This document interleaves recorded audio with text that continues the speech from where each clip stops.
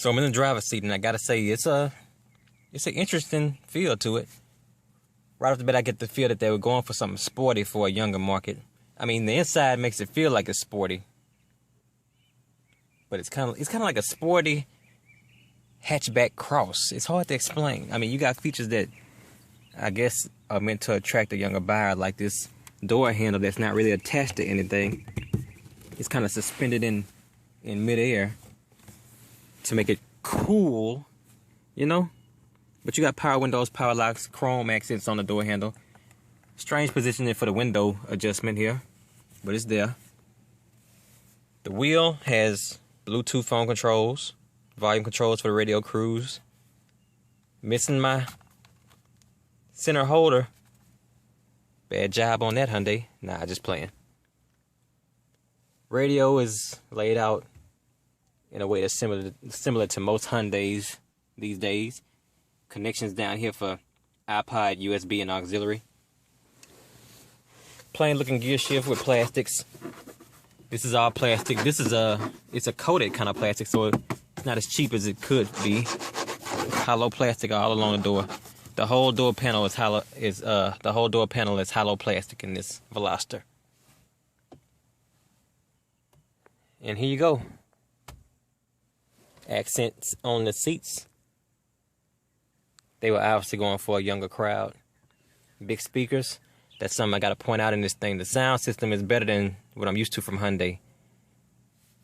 Let's start it up.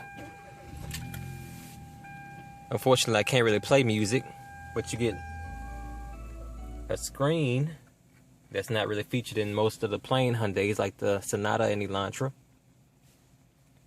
AC controls laid out here in the middle. FM, AM, XM, CD player, media, all laid out, pretty easy to use and read. You actually get a touch-operated radio in this Veloster. Something else I don't usually see from Hyundai. You know? And look at that.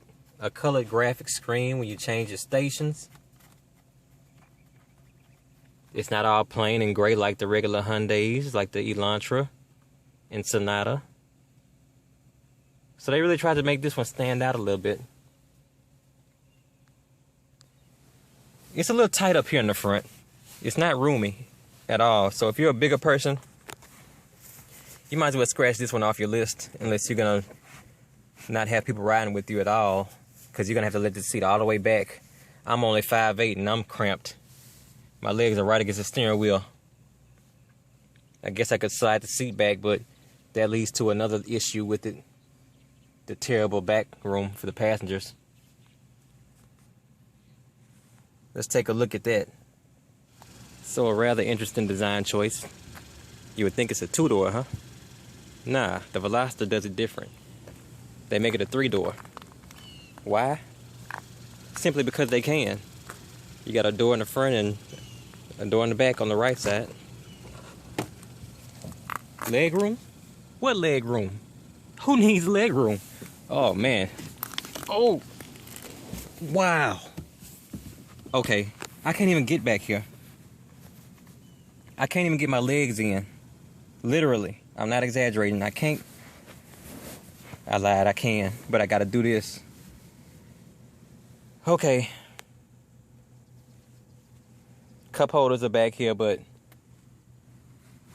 I feel sorry for you if you gotta be a passenger in the Veloster. This is uncomfortable. And the seats ain't even let back too far. I mean, I guess you could slide them up some more. Yeah, this seat is kind of let back a little bit. But look over here where I was sitting. And I was cramped. And you only get a little bit of leg room in the back. So the interior feels like a sports car. You know, these are how sports cars are made in the back. They're real cramped. And this is the view, which I meant to show you from the rearview mirror up there. You're always going to have that bar in your line of sight. And some accents up top. You know, if you were riding in the back of this thing, if you could actually fit back here, you could ride and look up at the sky. You know? An interesting view.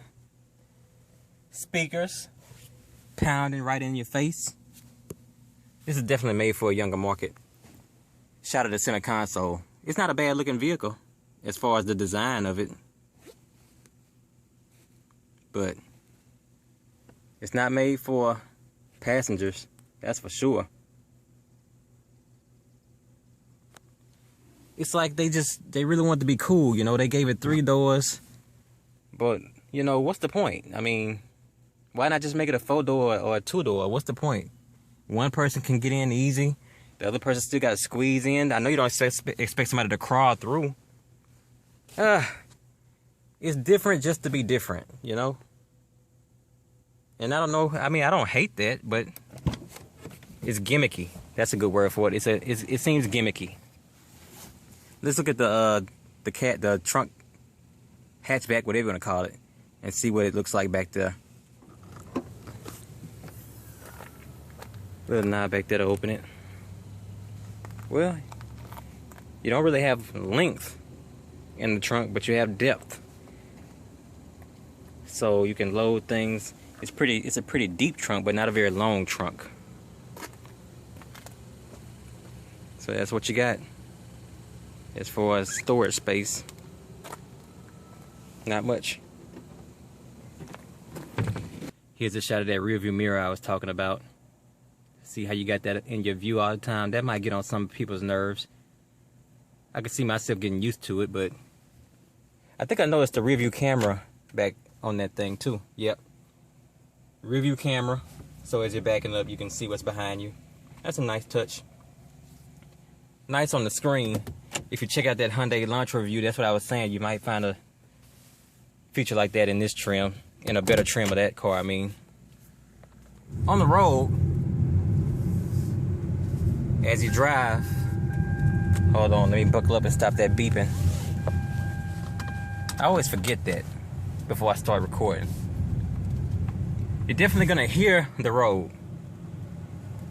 It's a hollow sounding car, if you know what I mean. Some cars have you can just tell they're not really made for shock absorption and absorbing road noise. This is one of those cars. The shock absorption is a little better than the Hyundai Elantra though, so that's nice. I don't feel the bumps as much, but I definitely still hear them. Acceleration is still sluggish, so it's definitely not a sports car, even though they try to... Am I blinding y'all with that sun? Let me go down a little bit.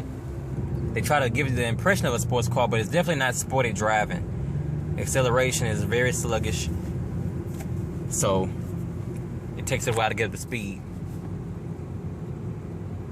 You're not gonna be stopping the red light and challenging somebody in a Mustang. That's for sure. But, you know,